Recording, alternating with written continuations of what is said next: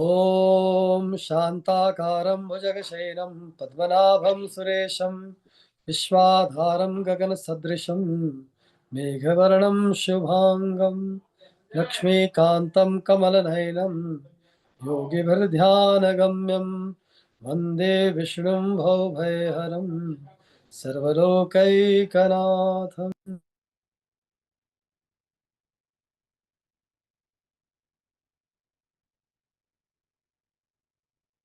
बहुत बहुत धन्यवाद अमिताभ जी।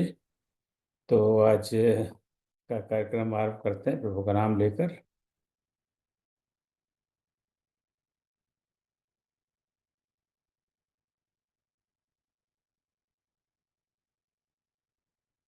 तो हम आपको जैसा ज्ञात है 18 अध्याय में से 9 अध्याय का अध्ययन कर चुके हैं। और ऐसा क्लेम तो हम नहीं कर सकते अध्ययन कर चुके हैं, इनका तो कभी अध्ययन पूरा होता ही नहीं है। पर अध्याय अध्ययन के शुरुआत कर चुके हैं। तो आज 10वें अध्याय पर पहुंच रहे हैं और उसका अध्ययन करने का प्रयास करेंगे। और आज भाई श्री अमिताभ जी लाल साहब श्लोक का वाचन करेंगे, जैसे मैं इनको आमंत्रित करूंगा। फिर डॉक्टर कामेश्वरी जी सारांश बताएंगे और अंत में डॉक्टर राजारानी शर्मा जी स्तुति शांति मंत्र का पाठ करेंगे। तो श्रीमद् भगवद गीता 10वां अध्याय है और इसका नाम विभूति योग है। और इसमें कुल मिला के 42 श्लोक है। मैं समझता हूँ कि अब तक के जितने अध्याय हमने पढ़े हैं उसमें कम से कम समझने में ये सबसे सरल अध्याय है। समझने से मेरा मतलब स्थूल रूप से, गूढ़ रूप से समझना तो हमारे बस की बात नहीं है। तो जो स्थूल मोटा मोटा इसका क्या अर्थ है ये समझने में ये अध्याय अब तक का मुझे सबसे सरल लगा। तो चलिए, आपको पता नहीं कैसा लगा है। तो अब लाल साहब को मैं आमंत्रित करता हूँ कि इसके जो श्लोक नंबर 2 से आरंभ करते हैं इसका वाचन करें और फिर हम आगे बात करते हैं। न मे विदुः सुरगणाः प्रभवं न महर्षयः अहमादिर्हि देवानां महर्षीणां च सर्वसः उत्पत्तिदेव महर्षिगण मेरी न कोई जानते सब भांति इनका आदि हूँ मैं यो न ये पहचानते। तो न में विदु सुरगणा प्रभवम न महर्षय। आप देखें ना, पहली पंक्ति श्लोक की तो एकदम सरल है, कोई ज्यादा कोई संधि बंदी नहीं है, ना कोई समास है, ना कोई बहुत बड़ा पद है। अहम आदि ही देवाना महर्षिणाम च सर्वश। तो श्लोक भी अब हमें काफी सरल लगने लग गए पहले की अपेक्षा में। तो अगर हम इसको गद्य में लिखें तो न सुरगणा न महर्षय च मे प्रभुवम विदु अहम ही देवानां महर्षिणाम च सर्वश आदि अस्मि। अस्मि पर श्लोक में नहीं है, पर वो करने से पूरा वाक्य पूरा हो जाता है। सब शब्दों को हम जानते हैं। महर्षि महर्षि, प्रभवम मतलब उत्पत्ति, प्रकट होना किसी चीज का, किसी का उत्पन्न होना, प्रभवम। सुरगुणा सुरलोक देवता लोग, विदु जानते हैं। तो एक शायद प्रभुवम पहले नहीं आया, मुझे ध्यान नहीं आ रहा, बाकी तो सब शब्दों से हम परिचित है। तो अब इसका अर्थ थोड़ा समझ लेते हैं। नाम है विदु सुरगुणा, मेरे बारे में ना तो सुर यानी देवता जानते हैं, प्रभवम ना महर्ष ना महर्षि जानते हैं। मेरे प्रभवम के बारे में, मेरे उत्पत्ति के बारे में, मैं कैसे प्रकट होता हूँ, मैं कैसे जन्म लेता हूँ, मैं क्या हूँ, इसके बारे में देवता लोग नहीं जानते और महर्षि लोग जानते हैं। न ही भाष्यगण, क्योंकि मैं ही सब प्रकार से उनका उद्गम हूँ। आप देखने में तो बड़ा सरल सा श्लोक है, इसमें हम जानते ही हैं। तो भगवान कहते हैं कि थोड़ा सा 1 मिनट बात कर लेते हैं कि मैं इस कम से कम इस लीला में तो मैं वहाँ पर मथुरा के एक कारागार में मैंने जन्म लिया है, मैंने प्रकट किया। प्रकट हुआ, जो भी है जिस तरह से हम देखें। पर ये क्यों हुआ, कैसे हुआ, इसके बारे में देवता लोग तक नहीं जानते, और जो बड़े बड़े महर्षि भी नहीं जानते। तो अगर ये क्यों कहते हैं देवता और महर्षि, इसका मतलब कि हम जानते हैं, हम ना तो महर्षि न देवता हैं। आप में से कोई महर्षि? हाथ खड़ा करें जरा कि भाई मैं महर्षि हूँ। राइट। हम में से कोई महर्षि नहीं है, हम में से कोई ऋषि नहीं है, महर्षि की तो बात छोड़िए। तो बाकी लोगों की क्यों बात नहीं की? अब ये है ना, कंपैरेटिव एक बात होती है कि जब देवता नहीं जानते, बड़े बड़े ऋषि मुनि जो हो गए वो नहीं जानते, तो तुम तो क्या जानोगे अर्जुन? और कोई साधारण मनुष्य की तो बस की बात है ही नहीं। तो एक परोक्ष संदेश है भगवान का, प्रत्यक्ष भी है, परोक्ष क्या, वो कह रहे हैं कि भैया मैं मेरी लीला को जानने का बहुत ज़्यादा प्रयास मत करो, कि तुम्हारे बस की नहीं है, मनुष्य के बस की है नहीं, देवताओं के बस की नहीं है, ऋषि मुनियों के बस की नहीं है। तो जो मेरी लीला है उसके बारे में आप जो जानने का प्रकट नहीं करो, मैं कौन हूँ, कहाँ से आया हूँ, कैसा हूँ, मोटा हूँ, पतला हूँ, लंबा हूँ, चौड़ा हूँ, मैंने ये सुदर्शन ले चक्र ले रखा है, धनुष बाण ले रखा है, और अलग अलग प्रकार के हमारे जो दशावतार में श्रीमद् भागवत ने विस्तृत से चर्चा की है। इसको कोई नहीं जान सकता, और न कोई जान पाया है। इसका रेफरेंस तुलसीदास जी ने भी बहुत बार रामायण में किया हुआ है। क्योंकि मैं उनका सोर्स हूँ। अब उसका कारण भी थे, लोग क्यों नहीं जान सकते कि जो देवता हैं, महर्षि हैं, ये संसार है, वे ब्रह्मांड है, वो सब मुझसे ही प्रकट है, तो मैं उनका सोर्स हूँ। तो मुझ अब जैसे आजकल प्रयागराज में इतना बड़ा कुंभ का मेला चल रहा है, आप सब लोग, कुछ लोग गए भी होंगे, कुछ लोग जाना भी चाहते हैं, कुछ लोग जाने का मन है पर हिम्मत नहीं होती भीड़ भाड़ को देखते हुए। तो वहाँ पर गंगा जी आ रही हैं, यमुना जी आ रही हैं, हमारे समाना भी सरस्वती जी भी आ रही हैं। परंतु अगर हम देखें तो उनका सोर्स तो जो आनंद गंगोत्री में है, जो यमुनोत्री में है। मैं गंगोत्री यमुनोत्री मुझे जाने का 2 बार सौभाग्य मिला है। प्रयागराज में जाने का सौभाग्य नहीं मिला, भगवान कभी देगा इस तरह का अवसर। तो जो गंगोत्री का जो आनंद और यमुनोत्री का मैंने खुद ने महसूस किया, मैं इसको वर्णन नहीं कर सकता। और यह भी बताया गया गंगोत्री, मुझे गंगोत्री से थोड़ा और आगे जाइए, गंगोज जाइए तो और आनंद आएगा, पर वो हमारी हिम्मत नहीं हुई, हम गंगोज तो नहीं गए। तो जो उसका सोर्स है, मैं इन सबका सोर्स हूँ, कि मैं ही सभी प्रकार से उनका उद्गम हूँ, मैं ही उनका सोर्स हूँ। इसलिए हम हमेशा एक प्रार्थना स्कूल में पढ़ा क्या करते हैं, त्वमेव माताश्च पिता त्वमेव, त्वमेव बंधुश्च सखा त्वमेव। वो मेरे पिता भी हैं, माता भी हैं, गुरु भी हैं, वो मेरे सब कुछ हैं। यानी मैं जो भी हूँ उनकी वजह से हूँ। आज हम जो भी हैं, हालांकि कुछ लोग अपने बड़प्पन में कह जाते हैं कि I am my own man. I am on my own man कोई नहीं होता। हम जो भी हम हैं, हम हमारे माता पिता, हमारे गुरुजन, हमारे चाचा चाची, मौसा मौसी, अड़ोसी पड़ोसी, रिश्तेदार, गुरु लोग, उन सब की कृपा से, उन सब से सीख कर हम जो हैं वो हैं आज। तो हम ये कहें कि मैं अपने बलबूते पर हूँ जो हूँ, वो मेरे ख्याल से थोड़ा सा स्ट्रेस्ड आउट है। तो भगवान यहाँ बता देते हैं कि हम कहाँ हैं और वे कहाँ हैं। आगे बढ़े लाल साहब। अहं सर्वस्य प्रभवो मत्तः सर्वं प्रवर्तते इति मत्वा भजन्ते मां बुधा भाव समन्विता। मैं जन्मदाता हूँ, सभी मुझसे प्रवर्तित तात हैं। यह जान ज्ञानी भक्त भजते भाव से दिन रात हैं। ये भी बड़ा सरल सा श्लोक है, आम सर्वस्य प्रभवः। अभी पहले श्लोक में हमने देखा था प्रभवम प्रभव, तो उसके विभिन्न रूप है। मत्तः सर्वं प्रवर्तते इति मत्वा भजन्ते माम बुधा भाव समन्विता। तो बड़ा सरल सा श्लोक है। इवन इवन एक भाषा दृष्टि से भी देखें, तो अहम सर्वस्य प्रभव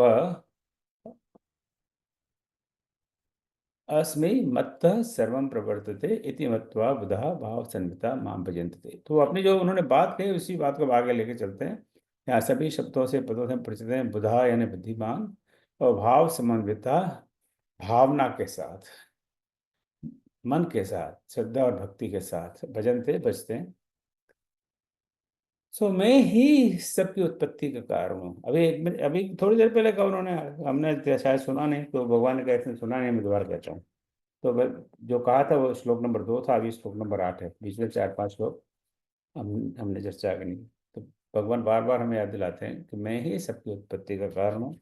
और वहाँ श्लोक 2 में उन्होंने कहा था अहम आदि, मैं ही सबका आदि हूँ, आरंभ हूँ। तो मैं ही सबकी उत्पत्ति का कारण हूँ। I am the cause of creation. जो क्रिएशन है वो क्रिएशन मेरे कारण से है। I am the creator. मुझसे ही सारा संसार चलता है, सारा संसार चलता है। ना न केवल मैं क्रिएट करता हूँ, पर उसको मैं चलाता भी वही हूँ। ये कि क्रिएट कर दिया और चल दिए, राइट। अमेरिका में तो ये बहुत बार देखा जाता है कि पता लगा महिला अस्पताल में आई, उनको बच्चा हो गया, पूछा जाता है कि इसका पिता कौन है, बोलो I don't know his father. This is not very uncommon in US. तो इस तरह से लोग चलाते नहीं हैं, उन्होंने बच्चा तो पैदा कर दिया। पर भगवान का ऐसा नहीं है, उन्होंने दुनिया पैदा की, संसार पर को प्रकट किया है, उसकी उत्पत्ति की है, और वो संसार को चलाते भी हैं, पूरी जिम्मेदारी से चलाते हैं। जो इस बात को जानता है,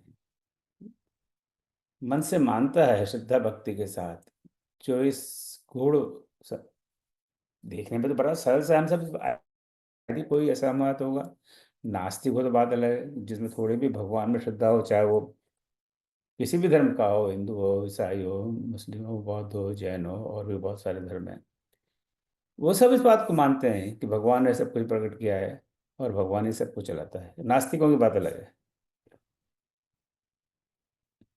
जो पर इसको मन से कितने लोग मानते हैं, ये एक अलग से प्रश्न है। जो इसको मन से मानते हैं, श्रद्धा से मानते हैं, भक्ति से मानते हैं, बुद्धिमान लोग, वे बुद्धिमान है, और फिर वो श्रद्धा और भक्ति के साथ ही इति मत्वा भजनते, वो मुझे, मेरा भजन करते हैं, मेरा स्मरण करते हैं, और आगे बढ़ते हैं अब लाल साहब के साथ।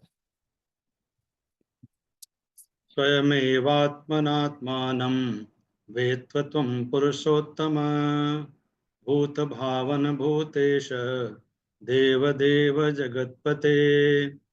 हे भूत भावन भूत ईश्वर देव देव जगतपते, तुम आप पुरुषोत्तम स्वयं ही आपको पहचानते। अब अर्जुन उनसे प्रश्न करते हैं कि हे भगवान, चलो उस पर हम आते हैं स्वयं, चलिए मैं इसको इसकी कर देता हूँ। तो यहाँ पे आई थिंक सभी शब्द हम जानते हैं। भूत भावन, जीवों के उद्गम। अभी परसों विष्णु सहस्त्र नाम का पाठ होगा, उसमें हम देखेंगे भगवान का एक नाम भूत भावन, भूतेश 1000 नामों में। सो भूत भावन, जहाँ से भूत भूत तो हम जानते हैं, भूत यानी हम लोग, जीव लोग, जो जीवों के उद्गम है, जो जो जीवों को प्रकट करते हैं। भूत भूत ईश, जीवों के ईश्वर हैं। बाकी तो I think we know all this words.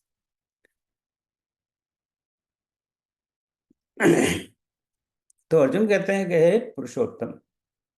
तो हम यहाँ अर्जुन भगवान को पुरुषोत्तम संबोधन का प्रयोग करें, हे पुरुषोत्तम, आप सभी जीवों के उत्पन्न कर्ता व ईश्वर, देवों के देव और जगत के स्वामी हैं। तो यहाँ अर्जुन 5 विशेषण, या यूँ कह लो 5 नाम, कई बार नाम और विशेषण में भी फर्क करना बड़ा मुश्किल हो जाता है। अब हम कहते हैं विष्णु सहस्त्र नाम, उनके 1000 नाम है, 1000 नाम है, उनके 1000 विशेषण है। अब इस बात को हम साहित्यकार पर छोड़ देते हैं, और हो सकता है अगले शनिवार को डॉक्टर राजरानी जी शर्मा, उसमें साहित्यकार भी हैं, इस पर थोड़ा प्रकाश डालेंगे। तो आप जीवों के उत्पन्न करता हैं, भूत भावन, ईश्वर हैं, देवों के देव हैं, जगत के स्वामी हैं। तो 5 विशेषण है, पुरुषोत्तम, भूत भावन, भूतेश, देवदेव और जगतपते। 5 विशेषण का एक ही श्लोक में प्रयोग भगवद गीता में यहाँ किया है भगवान के लिए। तो वो क्या कहना चाहते हैं अर्जुन? कहना वो चाहते हैं आप स्वयं ही स्वयं को जानते हैं, स्वयं वेत्वा तमना आत्मनम। आप स्वयं ही स्वयं को जानते हैं। अब ये बड़ा, मैं समझता हूँ कुछ गहन वाक्य है। स्वयं ही स्वयं को जानना का क्या मतलब हुआ, और जानने का क्या मतलब हुआ? तब हम आपसे पूछते हैं कि आप उस शर्मा जी रहते हैं, उनको आप जानते हैं क्या? हाँ, मैं अच्छी तरह से जानता हूँ, बड़ा लफंगा आदमी है, फलाना ढिमका, ये वो। क्या?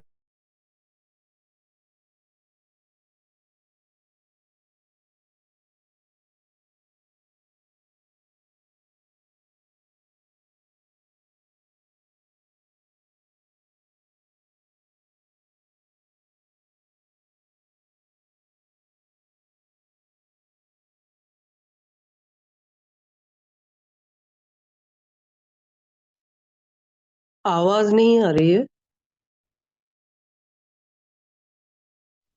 आवाज नहीं आ रही है महोदय।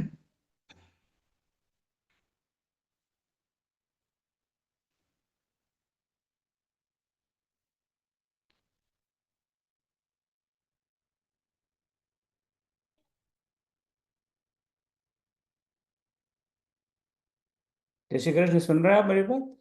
हाँ, अब आई, अब आई, अब आई। हाँ, थोड़ी देर के लिए डिस्कनेक्ट हो गया था मैं। अच्छा। जी जी, कोई बात नहीं, कोई बात नहीं जी।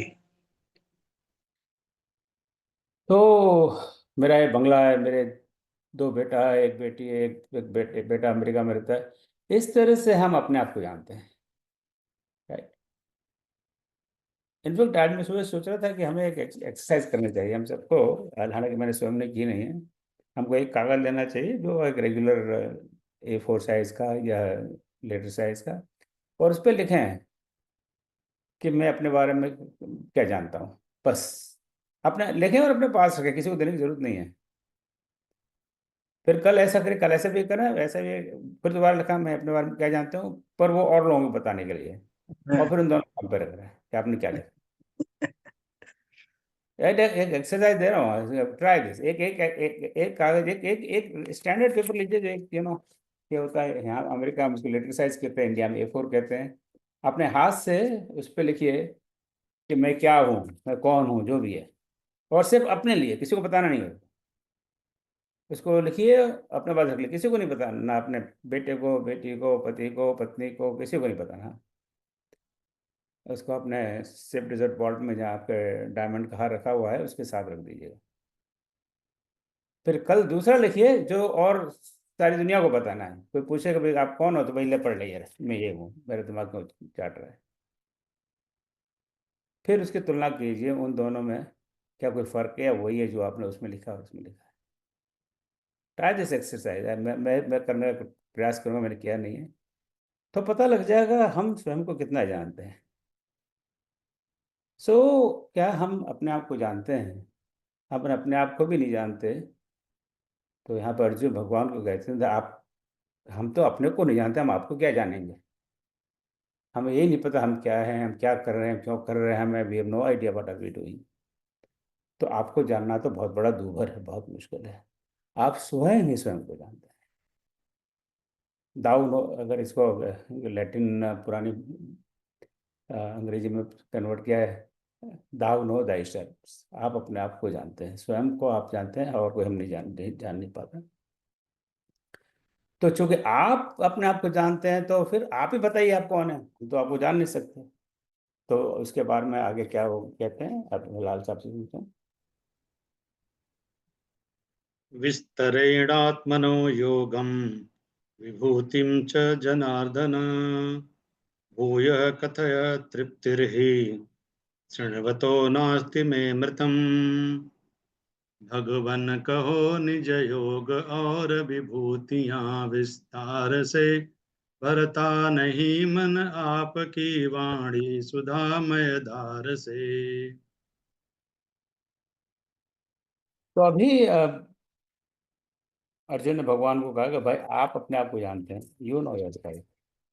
हम तो अपने आप को भी नहीं जानते, औरों की तो बात क्या है। तो आप ही बताइए कि आप क्या हैं, आप कौन हैं। तो ये श्लोक 18 है।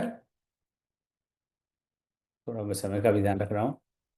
आप देखिए ना, कितना सरल। गीता को समझना कितना सरल हो गया। मुझे बड़ा आश्चर्य हो रहा है कि इतना सरल कैसे हो सकता है। गीता तो इतनी बड़ी कॉम्प्लिकेटेड चीज़ है। अब यहाँ सारे शब्द हमें पता है, जनार्दन पता है, आत्मना विभूति में क्या है, सब जानते, सब पता है, श्रवण सुनते हुए। तो ये भी लिखने की जरूरत नहीं होती मुझे, फिर भी मैंने लिख दिया। भूयः, फिर भी ये पहले आ गया होगा पर भी मुझे ध्यान नहीं था, इसलिए फिर भी। तो हे जनार्दन, अपनी योग शक्ति और विभूति विभूति को फिर भी विस्तार से कहिए। मुझे विस्तार बात, मुझे क्या ये छोटे में नहीं चलेगा काम, मेरे समझ में नहीं आ रहा। डिटेल में लिखिए, क्योंकि आपकी अमृत वाणी को सुनकर मैं तृप्त नहीं हो पा रहा। तो जो भगवान का भक्त है, अर्जुन तो भगवान के बहुत बड़े भक्त थे। तो भगवान उपदेश दिए जा रहे हैं पर वो अघा नहीं रहे, उससे तृप्ति नहीं हो पा रही। कई बार ऐसा होता है ना, आज तृप्ति नहीं होती है। जब जब नया नया प्यार पनपता है लड़के लड़कियों में, और वो गार्डन में जाके मिलते हैं, फिर वो उसकी तृप्ति नहीं होती। करे अभी वो 5 मिनट और, 5 मिनट और, 5 मिनट और। अरे मेरी मम्मी मेरे को डांटेगी, 5 मिनट और, 5 मिनट और। तृप्ति नहीं होती। तो यहाँ अर्जुन के भगवान से तृप्ति नहीं हो रही है। 5 मिनट तो और, थोड़ा और बताइए, थोड़ा और बताइए, थोड़ा और बताइए। क्योंकि आपकी अमृत वाणी को मैं तृप्त, वाणी से मैं तृप्त नहीं हो रहा कि आप जितना भी हम मुझे बता रहे हैं, समझा रहे हैं। दिल मांगे मोर, हाँ, एक तो पिक्चर में है ना, किसी में, दिल मांगे मोर। तो वो अर्जुन से उन्होंने चुराया लगता है बॉलीवुड ने, दिल मांगे मोर। ये अर्जुन ये कह रहे हैं, दिल मांगे मोर, मेरा दिल है और चाहता है। क्या चाहता है कि आप अपनी योग शक्ति और विभूति को विस्तार से कहिए। योग शक्ति यानी उनके योग की शक्ति, उनकी प्रभु की अलौकिक शक्ति, जिससे जैसे उन्होंने भी पहले देर कहा, मैं संसार को प्रकट करता हूँ, संसार को उत्पन्न करता हूँ और संसार का पालन करता हूँ। ये दिव्य शक्ति है, हमसे तो अपने बच्चे भी नहीं पलते। तो इतनी दिव्य शक्ति है कि इतने सारे ब्रह्मांड को उत्पन्न करना, उसका पालन करना, और आवश्यकता पड़ने पर भिन्न भिन्न रूप धारण करना। कभी कभी बन गए नरसिंह भगवान, तो कभी बन गए राम, तो कभी बन गए मत्स्य अवतार। कितने सारे अवतार, दशावतार की बात करते हैं, फिर बाकी भी अवतार, अंशावतार, 24 अवतार। और ये सब करके भी सबसे आप निर्लेप रहते हैं। तो मैं आपके बारे में जानना चाहता हूँ। तो जो विभुक्ति है, जो उनके जो विभिन्न रूपों का विस्तार है, उसके बारे में मुझे थोड़ा थोड़ा सा बताइए ना। भगवान ऐसे कंजूसी क्यों कर रहे हैं आप? तब देखते हैं भगवान को, जो उनकी बात सुनते हैं कि नहीं। और सब अहमात्मा गुणाकेश सर्वभूताशय स्थितः अहमादिश्च मध्यम च भूतानामन्त एव च। मैं सर्वजीवों के हृदय में अंतरात्मा पार्थ हूँ, सब प्राणियों का आदि एवं मध्य अंत यथार्थ हूँ। तो अहम आत्मा गुणाकेश सर्वभूत आश्रय स्थित अहम आदि च मध्यम च भूतानां अंत एव च। तो कोई बहुत मुश्किल नहीं है इसको पदच्छेद करना। मैं बाय द वे आपको बता दूं, ये जितने भी हम गीता का अध्ययन कर रहे हैं, उनको पदक्षेप देख रहे हैं, वो सब पदक्षेप हमारे भाई श्री जगन्नाथ लाल जी ने किए हुए हैं। मैं तो सर उनकी, जो उन्होंने बड़ा बढ़िया बढ़िया खीर बना दी, मैं आपको फिर खीर परोस रहा हूँ। इस खीर मैंने नहीं बनाई है, लाल साहब के यहाँ आभारी हैं कि बड़ी मेहनत से सबका पदच्छेद कर कर मुझे भेज रहे हैं, और मैं आपको पटाख से सर्व कर देता हूँ। जैसे होता है ना, रेस्टोरेंट में आप जाते हैं, मेनू देखते हैं, बहुत बढ़िया एकदम, सामने कोई चीज़ पसंद है, आप ऑर्डर करते हैं, तो 20-25 मिनट में वेटर लेके आ जाता है, फिर वेटर कहते हैं थैंक यू वेटर। वेटर तो लाया है, बस रसोई अंदर उसकी बड़ाई में करनी चाहिए। तो हमारे रसोई लाल साहब हैं इसके लिए। साहब, मैं तो वेटर हूँ सिर्फ आपके लिए, आपके परोस रहा हूँ। सो गुणाकेश अहम सर्वभूत आशा स्थित आत्मा च भूतानाम आदि मध्यम च अंत च अहम एव अस्मि। और सभी, मैंने एक भी शब्द का अर्थ यहाँ नहीं लिखा है, क्योंकि सभी सभी एकदम सरल शब्द हैं। तो भगवान दयालु हैं, और अर्जुन को बड़ी लालसा है जानने के लिए कि भगवान है कौन है, क्या उनकी विभूतियाँ क्या हैं। तो उसके बाद थोड़ा बताएं। तो भगवान कहते हैं, हे अर्जुन, हे गुणाकेश, मैं सब जीवों के हृदय में स्थित उनकी आत्मा हूँ। कई बार हम ये बात सुन चुके हैं, पर फिर कह रहे कि जो मेरा मूल रूप है वह मैं सबके हृदय में स्थित आत्मा हूँ, और सब जीवों का आदि मध्य और अंत भी मैं ही हूँ। इसका एक इंटरप्रिटेशन ये भी निकाल सकते हैं हम, आदि यानी सबका सृजन में करता हूँ, मध्य यानी उनका पालन में करता हूँ। हमारी बिगिनिंग क्या कब होती है? एक सृजन से होती है। हम एक बच्चे के तरह जन्म लेते हैं, और बाद में हम ये जो भी जीवन है, कोई 20 साल जीता है, कोई 50 साल जीता है, कोई 70 जीता है, कोई 90 जीता है, अब तो 100 साल से भी लोग ज़्यादा जीते हैं। वो हमारा मध्य है, और फिर सबका अंत तो निश्चित है। तो सभी जीवों का आदि यानी सृजन, सब जीवों का मध्य यानी पालन, और सब जीवों का अंतिम नाश यानी उनको जब शरीर छोड़ते हैं, वो सब सब कुछ मैं ही हूँ। अब आगे मेरे ख्याल से अब अमिताभ जी को आमंत्रित करता हूँ आज श्लोक वाचन के लिए। अमिताभ जी।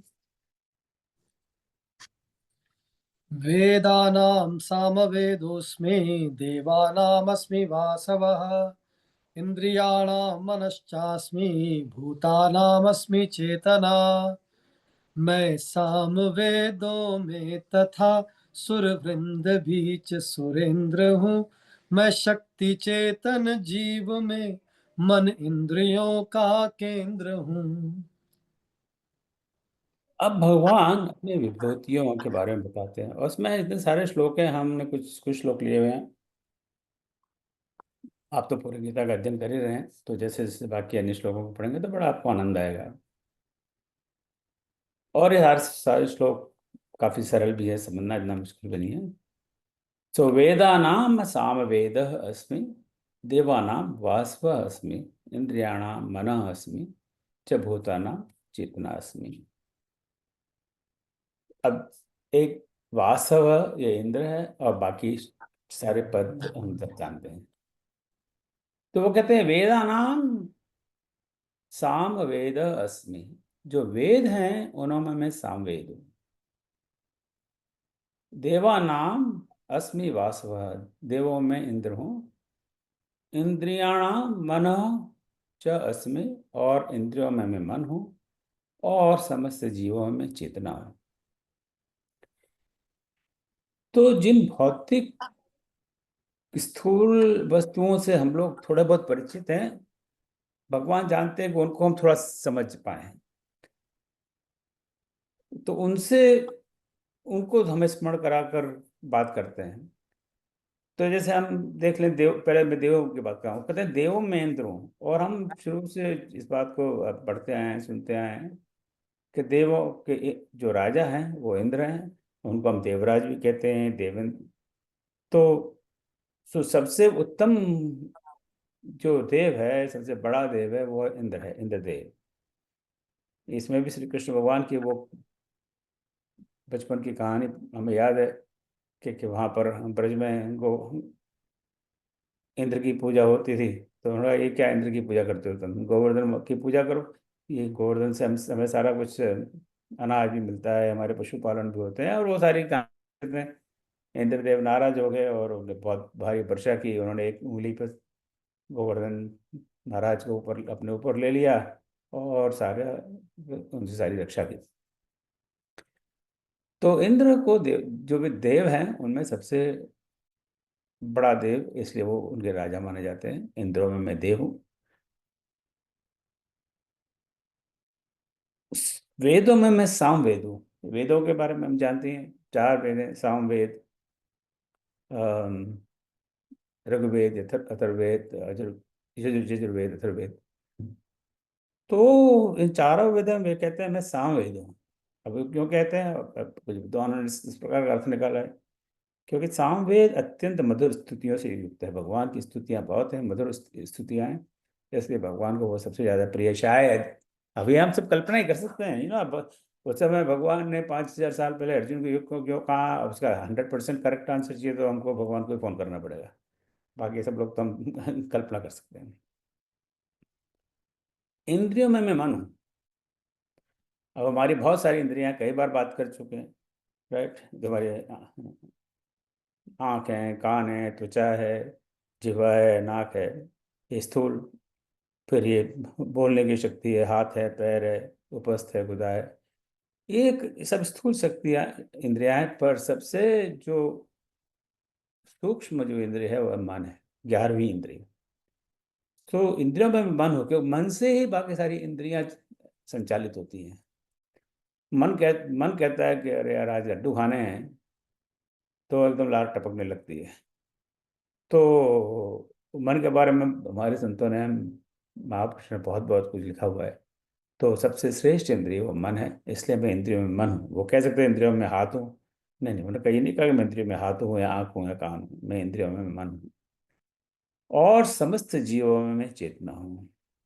क्योंकि चेतना से ही हमारा अस्तित्व है। अगर चेतना चली जाए, अभी आज कहेंगे डॉक्टर ओम प्रकाश गुप्ता और प्रोफेसर गुप्ता बनाना ढिमका, और अब जब प्राण चेतना चली जाएगी तो बोलेंगे इनकी बॉडी को कब उठाएंगे।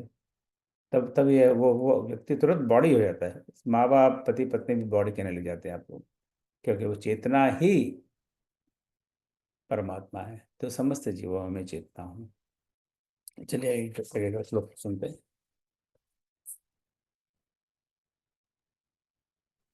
महर्षीणां भृगुः अहं गिरामस्म्येकमक्षरम् यज्ञानां जपयज्ञोऽस्मि स्थावराणां हिमालयः भृगुश्रेष्ठ ऋषियों में वचन में मैं सदा ओंकार हूँ सब स्थावरों में गिरि हिमालय यज्ञ में जप सार हूँ। मैं इनको थोड़ा स्किप कर रहा हूँ। गिरा नाम, गिरा हम कहते हैं जो एक एक तो फिजिकल जो ऑर्गन है हमारी जीभ, वो एक गिरा है, जीवा है। और गिरा का अर्थ है वाणी है, शब्द है। सो शब्दों में एक अक्षरम, एक अक्षर है ओम, और स्थावराणाम स्थिर रहने वालों में, यानी अच्छा रहने वालों में। तो अब इसको कार्य देख लेते हैं। महर्षिणाम भृगुर अहम, और भृगु अहम, महर्षियों में मैं भृगु हूँ, शब्दों में मैं ओंकार हूँ, गिराम एकम अक्षरम, जो एक अक्षर है ओंकार हूँ, यज्ञों में जप हूँ, और स्थिर पदार्थों में हिमालय हूँ। अब इसी जैसे हमने पिछले श्लोक में देखा था, उसी प्रकार इन सबका एक्सप्लेनेशन हम सोच सकते हैं। अब महर्षि में भृगु, ये थोड़ा कुछ लोग सोचते हैं कि इतने सारे महर्षि हुए, नारद मुनि और वशिष्ठ जी और अगस्त्य, और ये पूरी लंबी चौड़ी लिस्ट है, इसमें भृगु को क्यों किया उन्होंने। अब इसका भी, पहले तो महर्षि कौन कौन से हैं, अब इस अलग अलग ग्रंथों में अलग अलग नाम है। इवन सप्तऋषि की जब बात करते हैं, कहीं पर कुछ लिखा है, कहीं पर कुछ लिखा है। अब तो हम लोग बहुत कंफ्यूज हो जाते हैं, पर हमें कंफ्यूज होने की जरूरत नहीं है। जितने भी ऋषि हैं, भगवान कहते हैं महर्षि हैं, उनमें मैं भृगु हूँ। भृगु के बारे में, महर्षि भृगु के बारे में एक जो कथा है, बड़ी प्रचलित कथा है, सब लोग जानते हैं। और इतना इतना बड़ा काम तो कोई करे ऐसा हम कल्पना कल्पना अतीत है, सोच भी नहीं सकते। सो महर्षि भृगु ने एक बार भगवान विष्णु की परीक्षा लेनी चाहिए, उनके कि इन्हें कितना क्षमाशील हैं ये। इनको बहुत बड़ा करुणा निधान और क्षमावीर ये सब माना जाता है, देख मैं चेक करता हूँ। और वो गए भगवान विष्णु के पास, और उन्होंने उनकी छाती में लात दे दी। आप सोच सकते हैं, भगवान की छाती में लात दे देने, उनके वक्षस्थल पर अपने चरणों से प्रहार किया। और वो प्रहार जब भी भगवान विष्णु की मूर्ति बनती है, विग्रह बनता है, तो उनकी छाती पे इंगित किया जाता है। तो ऐसे वो ऋषि, अब देखिए ना, एक तो ऋषि हैं और उसमें इस तरह का काम कर रहे हैं, उनकी छाती पे प्रहार, फिर भी भगवान को वही प्रिय है। महर्षि में प्रभु, देखिए कितने बड़े क्षमावीर। वो किसी और का, नारद का नाम ले सकते थे जो 24 घंटे नारायण नारायण नारायण नारायण करते रहते हैं, राइट। तो जहाँ उनके पास तो कुछ और काम ही नहीं है, भगवान तो, नारद जी तो नारायण में रमे रहते हैं। परंतु उन्होंने ये नहीं कहा कि महर्षियों में मैं नारद हूँ, उन्होंने कहा महर्षियों में प्रभु हूँ, शब्दों में ओंकार हूँ। ओम ओम शब्द या ओम अक्षर पर तो घंटों घंटों लोग चर्चा कर सकते हैं। यज्ञों में मैं जाप हूँ, और स्थिर पदार्थों में मैं हिमालय हूँ। I think rest is very obvious, तो मैं इसको स्किप करता हूँ।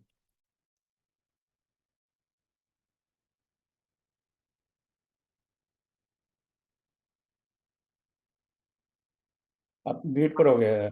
पवनः पवतामस्मि रामः शस्त्रभृतामहम् झषाणां मकरश्चास्मि स्रोतसामस्मि जाह्नवी गंगा नदों में शस्त्रधारी वर्ग में मैं राम हूँ मैं पवन वेगों बीच मीनों में मकर अभिराम हूँ।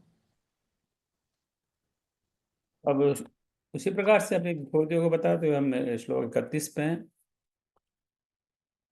सो यहाँ भगवान पवताम, पवित्र करने वालों में, कुछ विद्वान इसका अलग कुछ और अर्थ लगाते हैं कि ये पविताम का अर्थ है कि वेगवान, वेगमान, जिसकी गति हो, तेज हो, शस्त्र भृताम, शस्त्र धारण करने वाले, जषाणाम यानी मछलियों में, और स्रोत साम मद नदियों में, और जानवी गंगा जी, मकर यानी मगर।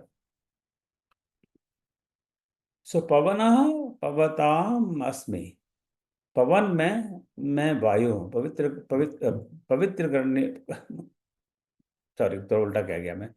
पवित्र करने वालों में, जो हमें पवित्र करती है, उनमें मैं वायु हूँ। शस्त्रधारियों में मैं राम हूँ, मछलियों में मैं मगर हूँ, और नदियों में मैं गंगा हूँ। तो अगेन इसका लॉजिक वही है। अब इस नदियों में गंगा हूँ, शायद ही कोई ऐसा, कम से कम भारत में दुर्भाग्यशाली होगा जो ऐसा कहेगा कि नदियों में गंगा सबसे पवित्र नदी है। तो नदियों में बाकी तो सब नाली पोखर है, नदी तो गंगा ही है। सो नदियों में मैं गंगा हूँ, सर्वश्रेष्ठ नदी है। मछलियों में मगर हूँ, क्योंकि वो सबसे शक्तिशाली मछली है जो समुद्र के अंदर वास करती है। और उसमें वो गजगरा के बाद में कई बार कर चुके हैं, उस मगर ने गज को पकड़ लिया तो भगवान ने बचाया। वो मगर कितना शक्तिशाली रहा होगा। और शस्त्रधारी में राम हूँ, तो वो बता रहे हैं कि जो राम है वो मैं ही हूँ, मैं कोई और अलग नहीं हूँ। और पवित्र करने वाले में वायु हूँ। अब जब वायु, कितनी भी दुर्गंध और हवा वायु चलने लग जाए तो वो दुर्गंध को अपने साथ ले जाती है। और इसलिए वो पवित्र करने वालों में उन्होंने वायु का नाम बताया।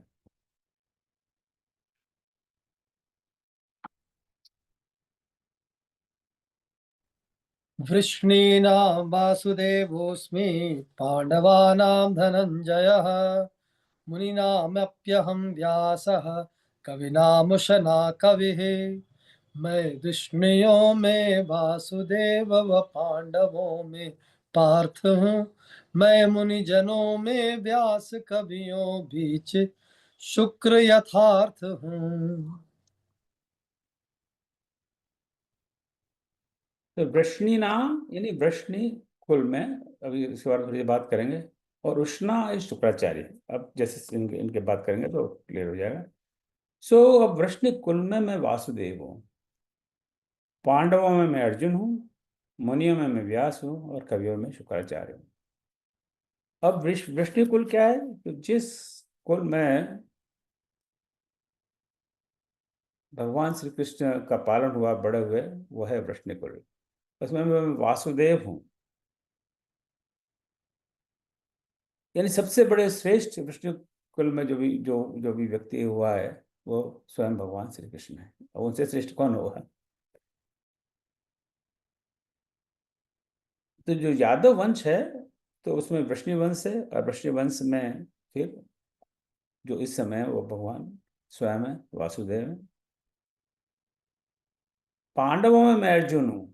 अब थोड़ा अर्जुन को खुश करने के लिए कह रहे हैं कि जरा खुश हो जाएगा, पांडव में अर्जुन हूँ, वही नहीं कहा पांडवों में युधिष्ठिर हूँ, या पांडवों में भीम हो। बड़े कई बार प्रमोशन होता है ना कि बड़े सुप्रीम कोर्ट में सबसे सीनियर जज को पास कर देते हैं, एक दो को पास किया, तीसरे को अपॉइंट कर दिया चीफ जस्टिस ऑफ इंडिया। तो यहाँ पे श्री कृष्ण ने भी युधिष्ठिर को और भीम को, जो सीनियर है अर्जुन से, उनको पास कर दिया और अर्जुन को बना दिया चीफ जस्टिस ऑफ इंडिया। ऐसा नहीं है, ऐसा क्यों भगवान ने कहा होगा? तो एक तो हम ये देख लें कि जब हम बद्रीनारायण यात्रा पे जाते हैं, आप गए होंगे, तो वहाँ नर और नारायण स्थित है, बद्रीनारायण में। तो नर है वो अर्जुन है, और नारायण भगवान श्री कृष्ण है। तो अर्जुन है वे भगवान का ही एक अंश है, तो उनके बड़े प्रिय हैं, बड़े अनन्य भक्त हैं। युद्ध आरंभ होने के पहले सिर्फ अर्जुन के ही वो सारथी बने। वो तो युधिष्ठिर के भी सारथी बन सकते थे, भीम के भी सारथी बन सकते थे, पर अर्जुन के सारथी बने। अर्जुन ने कहा कि रथ को मेरे को बीच में ले चलो वहां, तो अपना उनका आदेश मानकर वहां ले आए। तो अर्जुन को उनसे उनको बड़ा प्रेम है, और उनको पता है ये भले ही वो ऑर्डर में इस हायरार्की में वो छोटे हों भीम से और युधिष्ठिर से, परंतु वो सबसे श्रेष्ठ पांडव अर्जुन ही है। मुनियों में व्यास है, भगवान व्यास को तो भगवान व्यास भी कहा जाता है कि भगवान व्यास। अब ये जो सारी हम इतने बड़े बड़े ग्रंथ हैं, पुराण हैं, सभी भगवान व्यास के रचित हैं, सब में माना जाता है। इवन जो हम कहते हैं चार वेद हैं, अभी थोड़ी देर पहले हमने बात की, तो ये नहीं कि जो चार वेद किसी ने लिखा या कि भैया ये चार ये मैं सामवेद लिख रहा हूँ, टाइटल सामवेद और लिख दिए उसमें 10,000 श्लोक, फिर टाइटल अथर्ववेद में लिख दिए 20,000 श्लोक। ऐसा नहीं है, ये तो परमात्मा की प्रकट हुई वाणी है। ऋषि मुनियों ने उनको बाद में जब लेखन कला प्रकट हुई उसको लिखा है, और इतने सारे हजारों श्लोक लिखे गए, फिर उनको अध्ययन करके एक चार भाग में विभाजन करने का काम भगवान वेदव्यास ने किया, ऐसा माना जाता है।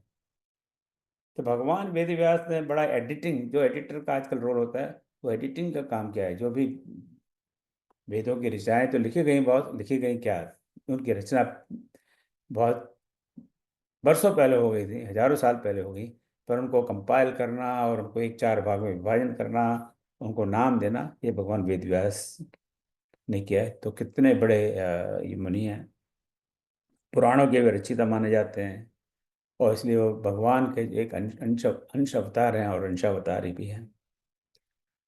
और कभी मैं शुक्राचार्य हूँ। शुक्राचार्य को आपने सुना ही होगा। ये शुक्राचार्य देव और दानव, दानवों के गुरु हैं शुक्राचार्य, देवों के गुरु हैं बृहस्पति। तो शुक्राचार्य बहुत बड़े पंडित हैं, बड़े विद्वान हैं। तो यहाँ जब ये कवि है, कवि का बड़ा व्यापक अर्थ है। कवि का मतलब ये नहीं कि एक छोटी मोटी कविता लिख दे, कवि का बहुत बड़ा व्यापक अर्थ है। उसका होता है कि वो बहुत बड़ा पंडित, ज्ञानी, बुद्धिमान, इस तरह का व्यक्ति एक कवि है। तो संजीवनी विद्या का ज्ञान रखने वाले हैं, और इतने बड़े महान व्यक्ति कवियों में मैं शुक्राचार्य हूँ। तो देखिए ना, वो दानवों के गुरु हैं। तो भगवान अपने कंपैरिजन दानवों के गुरु से करते हैं। वो बृहस्पति से नहीं करते। जो देवों के गुरु हैं वो समझते हैं कि शुक्राचार्य बृहस्पति से भी ज़्यादा श्रेष्ठ हैं। सो ये देखिए ना कि भगवान की महानता है। वो दानवों के गुरु होने के बावजूद भी उनको श्रेष्ठ कहते हैं। भृगु जिन्होंने उनके वक्ष पर लात मारी थी, उनको भी सबसे श्रेष्ठ महर्षि कहते हैं। ये देखिए भगवान की विभूति है।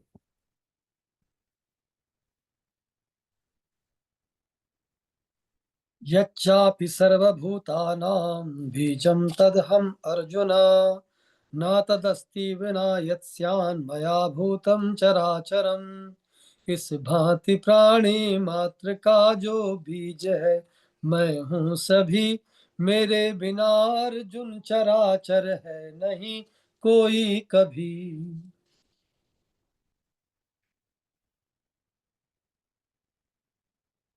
तो इस प्रकार भगवान अर्जुन को अपने विभूतियों का एक के बाद एक वर्णन करते जाते हैं, और अर्जुन बस सुनते जाते हैं, अघाते नहीं हैं।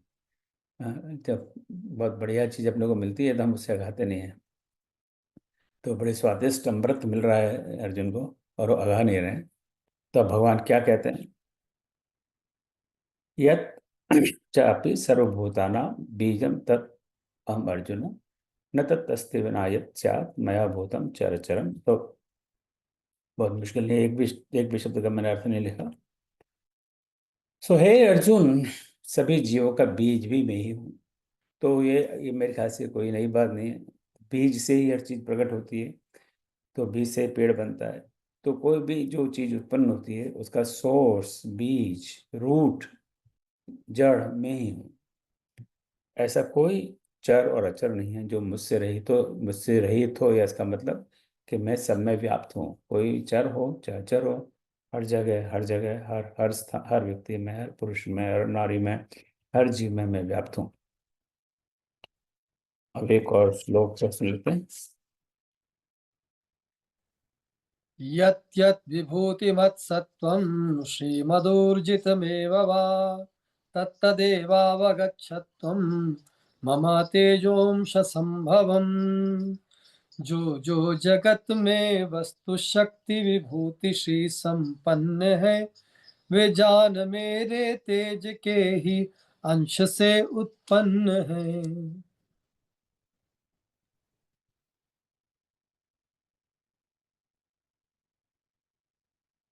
सो विभूतिमत विभूति युक्त ऊर्जितम तेजस्वी, तो ऊर्जा से शब्द आई थिंक हम इसको गैस कर सकते थे। अब गच्छ जानो, तो अब भगवान बिल्कुल सबको एकदम शॉर्ट कर देते हैं कि जो जो विभुक्ति युक्त, कांति युक्त और तेजस्वी है, जान लो कि उन समय मेरे अंश की अभिव्यक्ति है। भगवान बिल्कुल शॉर्ट में बता देते हैं कि हे अर्जुन, कि तुम्हें जहां जहां कोई विभूति दिखाई दे, चाहे किसी व्यक्ति में हो, चाहे किसी प्राणी में हो, चाहे किसी स्थूल चीज में हो, कांति हो, जहाँ तेज आपको दिखाई दे, सूर्य देव में बहुत बड़ा, तो जान लो कि वे उन सब मेरे अंश के व्यक्ति की, उनमें जो भी विभूति है, जो भी कांति है, जो भी तेज है, वो सब मेरी वजह से ही है। वो मेरे ही अंश की, there is one way of, that's my manifestation. I manifest in different ways, in different forms.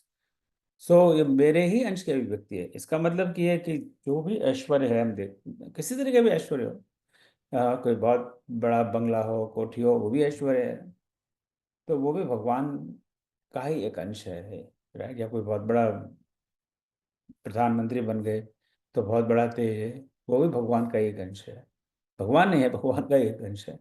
और जो भी तेज है, बड़े तेजस्वी मुनि हैं, साधु हैं, देखते हैं उनके, आपको प्रकट होता है, करे देखिए कितना तेज है इनके ललाट पर। सो भगवान की अभिव्यक्ति है। सो ये सब है भगवान का ही एक अंश है। इट्स ए पार्ट ऑफ भगवान श्री कृष्ण। जैसे मैंने उदाहरण एक दिया था पिछली बार शायद, कि जैसे बिजली होती है, सो बिजली से ही हम, जब हमारे, मैंने अभी, आप देख रहे हैं कि यहाँ पे एक कंप्यूटर चल रहा है, ऊपर मेरे दो लाइट चल रही हैं, सामने एक ट्यूबलाइट चल रही है। अभी गर्मी नहीं तो पंखा चलता होता, आजकल ना गर्मी नहीं सर्दी है, तो इस समय ना तो पंखा चल रहा है, नहीं एसी चल रहा है। तो जब सभी सारे साधन उपकरण चलते हैं, बिजली है, पंखा है, एसी है, हीटर है, आदि आदि आदि, तो ये एक वो जो उनके अंदर बिजली, घर से बिजली आ रही है, उसका एक अंश है। अगर वो बिजली आना बंद हो जाए तो ये सारे उपकरण बंद हो जाएंगे। तो जैसे हालांकि बिजली भी एक स्थूल चीज है, पर हम इस समय मान के चलते हैं कि बिजली ही इनका सोर्स है, उनकी वजह से ही ये सारे उपकरण चलते हैं।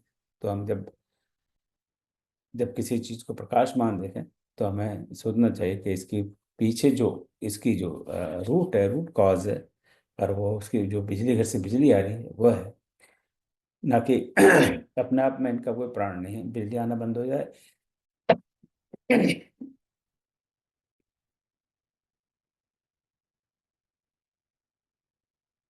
क्षमा चाहता हूँ,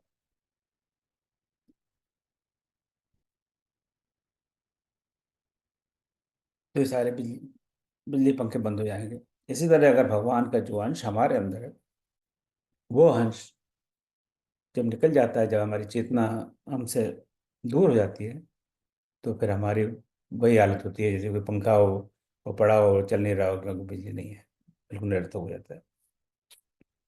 तो बहुत बहुत धन्यवाद। इसके साथ मैं सॉरी, इस अध्याय पर यहीं रुकते हैं। तो आपका बहुत बहुत आभार। अब इसके सारांश के लिए हम डॉक्टर कामेश्वर जी को आमंत्रित करते हैं, और फिर आगे की बात करेंगे। जय श्री कृष्ण। कामेश्वरी जी। जी, जय श्री कृष्ण।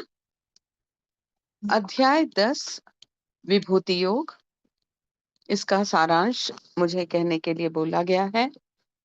धन्यवाद देती हुई श्री परमात्मने नमः। हम मानते हैं कि भगवान अत्र तत्र सर्वत्र विद्यमान है। सामान्य मानव इसे समझ नहीं पाता है। युद्ध भूमि में अर्जुन के संशय को दूर करते हुए कृष्ण इस प्रकृति में दिखाई देने वाले प्रकट अप्रकट पदार्थों में स्थित उनके अस्तित्व से अवगत कराते हैं। इस अध्याय में कुल 42 श्लोक हैं। 1 सेकेंड, सॉरी।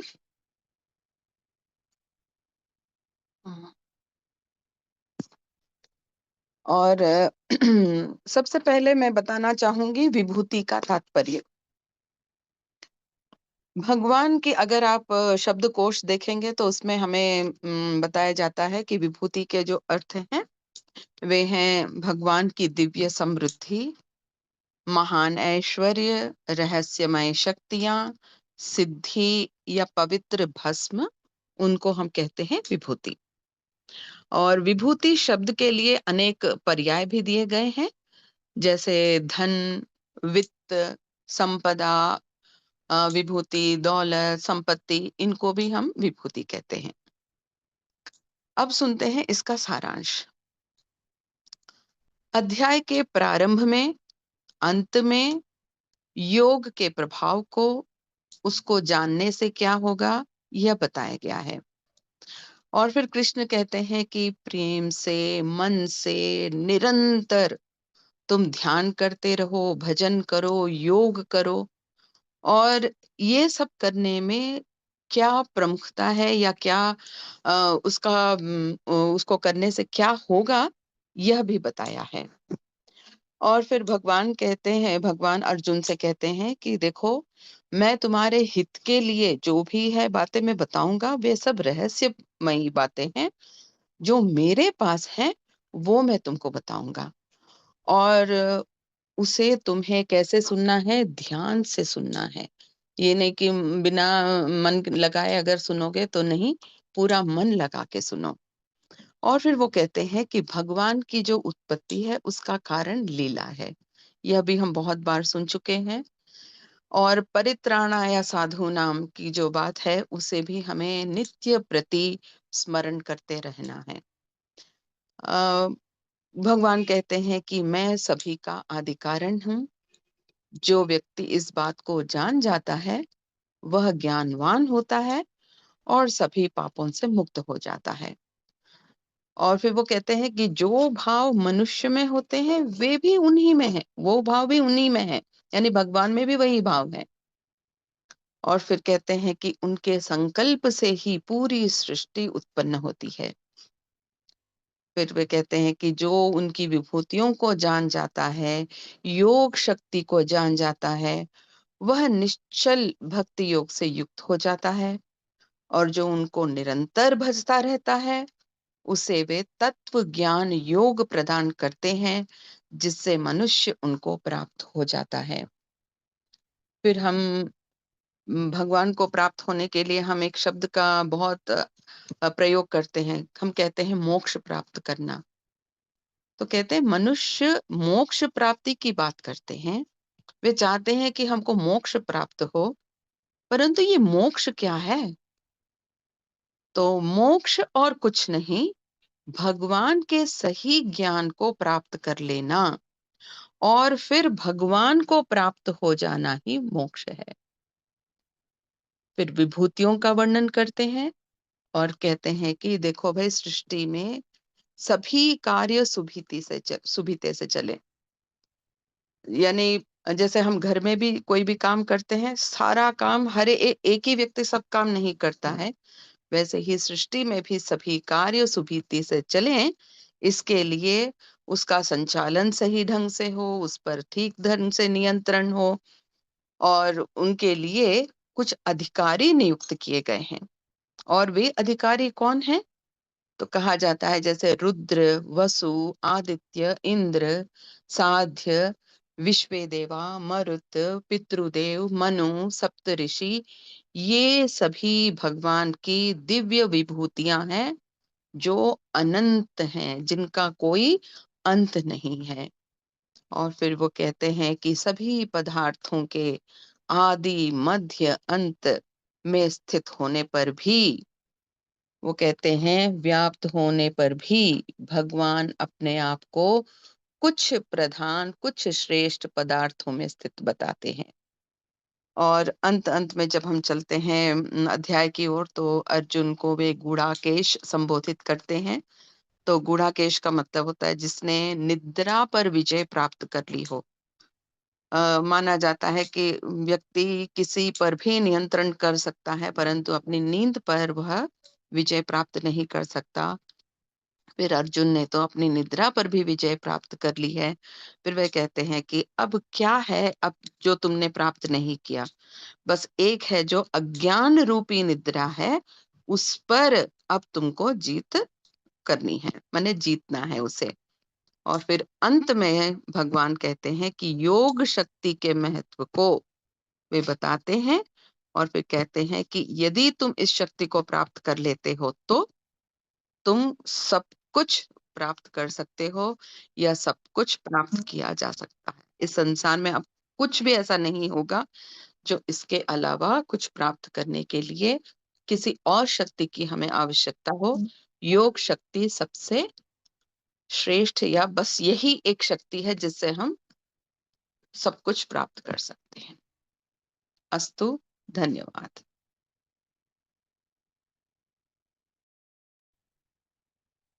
दीदी बहुत बहुत बहुत बढ़िया, धन्यवाद बहुत कामेश्वरी बहुत बढ़िया दीदी, बहुत बढ़िया, बहुत अच्छा, बहुत बढ़िया, बहुत अच्छा। बहुत सार गर्वे, बहुत धन्यवाद। सुंदर। बहुत बढ़िया। बहुत जी। ही बढ़िया। थैंक यू, बहुत बहुत बहुत ही सार गर्भित सार, थैंक यू, बहुत बहुत धन्यवाद।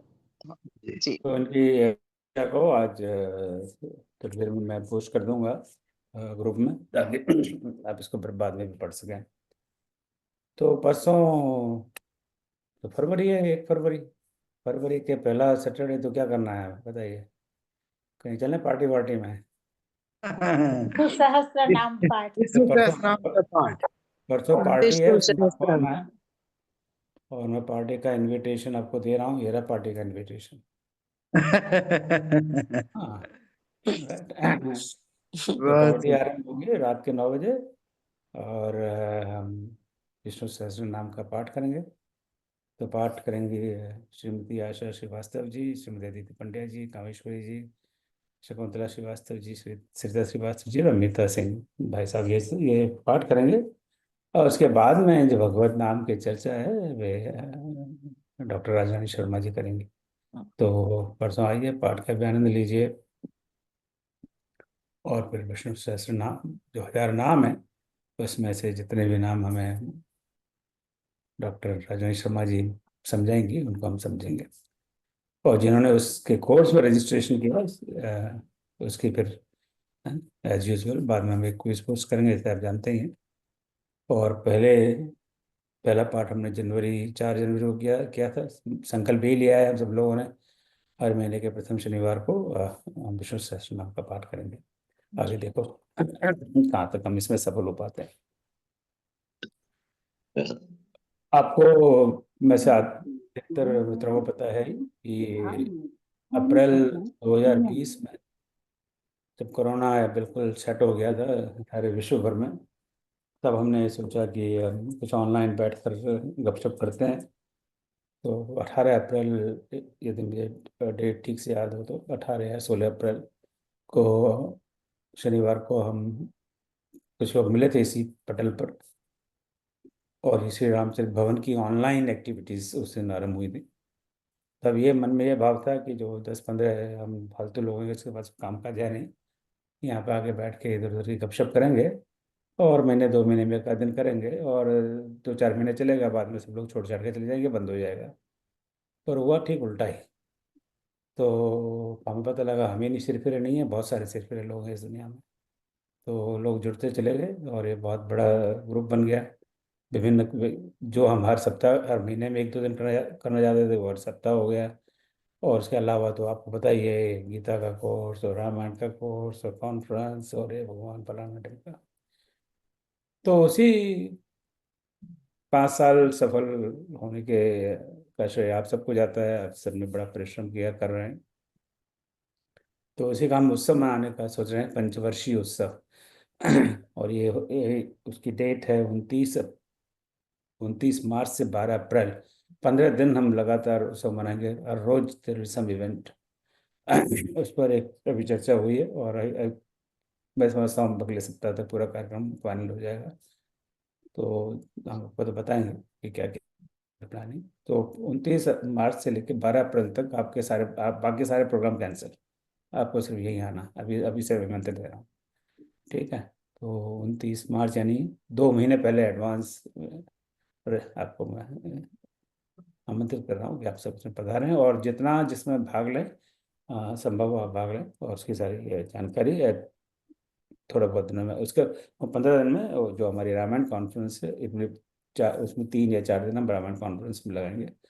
फिर हम अखंड हनुमान चालीसा करेंगे, अखंड रामायण करेंगे, राम काव्य गोष्ठी करेंगे, और भी कई सारी चीज़ें हैं। अभी हमारी एक मीटिंग हुई थी, हमारी जो एडवाइजरी काउंसिल है, तो वो सारी एक्टिविटीज़ फिट नहीं हो रही हैं 15 दिन में। 15 दिन भी कम पड़ रहा है।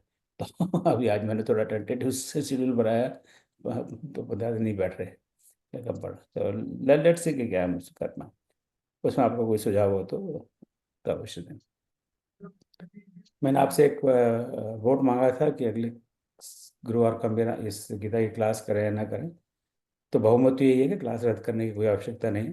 तो हम बहुमत का सम्मान करते हैं, और अगले सप्ताह फिर प्रभु ने चाहे तो मिलेंगे 11वें अध्याय में। भगवान वही वाली बात जो भी विभूति में बताई है, उसी प्रकार की बात आगे हमें बताएंगे, और अपने विराट स्वरूप का हमें थोड़ा पता लगेगा कि ये है क्या चीज़। तो वो इसके बारे में अगली बार देखेंगे। तो जय श्री राम और जय श्री कृष्ण। मेरे लिए कोई प्रश्न हो शांति मंत्र के लिए मैं आमंत्रित करूँ उसके पहले राजा जी को।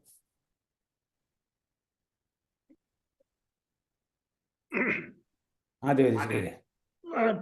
प्रश्न तो है एक, इसमें श्लोक 37 में वो कहते हैं भगवान के पांडवों में मैं अर्जुन हूँ।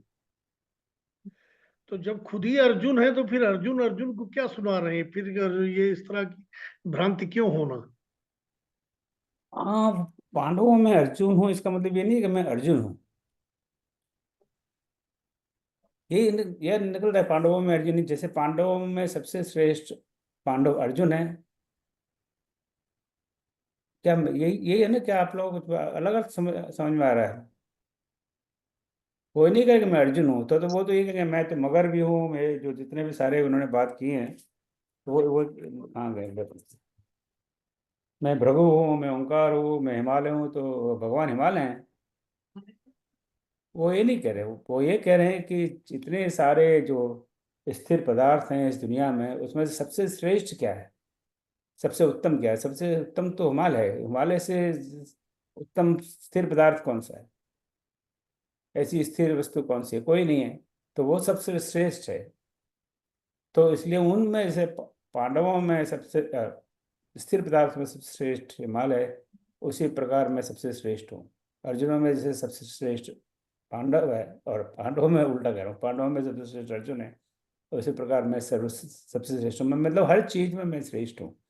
सब चीज़ों में। तो ये मेरा अर्थ है। वो ये नहीं कि मैं अर्जुन हूँ। जिस प्रकार अर्जुन सबसे श्रेष्ठ है पांडव में, उसी प्रकार मैं सब सारी एंटिटीज में, मैं सब सारे ब्रह्मांड में मैं श्रेष्ठ हूँ। ये मेरी अल्प बुद्धि सोच रही है। आप सब विद्वानों को मैं आमंत्रित करता हूँ, आप कैसे कोई विचार तो प्रकट करें। ठीक है, धन्यवाद।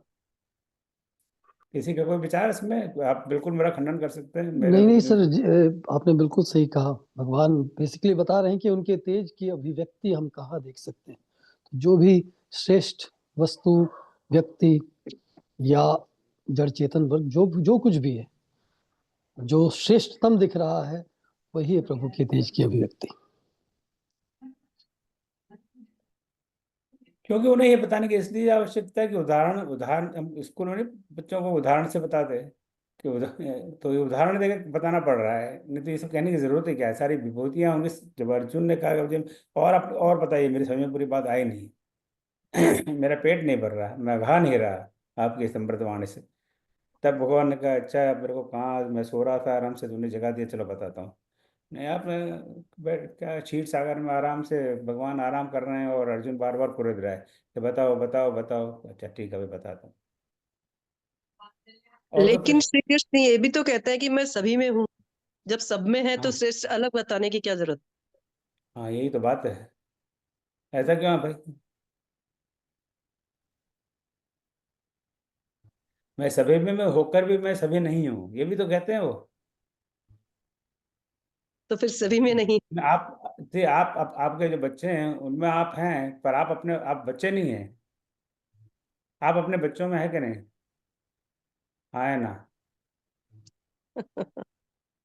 नहीं, श्रीमद् अंश। भागवत चतुश्लोकी भागवत में शायद आपने पढ़ा होगा। उसमें कहते हैं एक पद में, यथा महांति भूतानि भूतेषु भूत वचेष्वनु प्रविष्टान्य प्रविष्टानि तथा तेषु न तेषहम्। ठीक है, उसमें मैं सब भूतों के अंदर निवास करता हूँ। और फिर सब वही मुझ में आपने गीता में जो 8वां अध्याय में आपने सुना होगा कि एक अव्यक्त वो है जो सबसे विश्वातीत है, वो सब में होते हुए भी सब में नहीं है। राइट। क्या इसको नहीं, इसको हम और कई श्लोक में पहले इस बात को पहले देख चुके हैं। ऐसा नहीं है कि सब में है तो फिर इसमें अकेले क्यों है। लहरें हैं, कई सारे एग्जाम्पल हैं इसके तो। हाँ तो चलिए अब समय हमारा हो गया। तो thank you Dwivedi ji for asking that question, और आपका भी सुलोचना जी। अब मैं डॉक्टर राजवाणी दीदी को आमंत्रित करता हूँ कि शांति श्लोक का पाठ। जय श्री राम। ओम सर्वेषां स्वस्तिर्भवतु, सर्वेषां शान्तिर्भवतु, सर्वेषां पूर्णं भवतु, सर्वेषां मङ्गलं भवतु। ॐ सर्वे भवन्तु सुखिनः, सर्वे सन्तु निरामयाः, सर्वे भद्राणि पश्यन्तु, मा कश्चित् दुःख भावेत्। ॐ अस्तु मा सद्गमय, तमसो मा ज्योतिर्गमय, मृत्युर्मा अमृतं गमय। ओम शांति शांति शांति। जय श्री कृष्ण।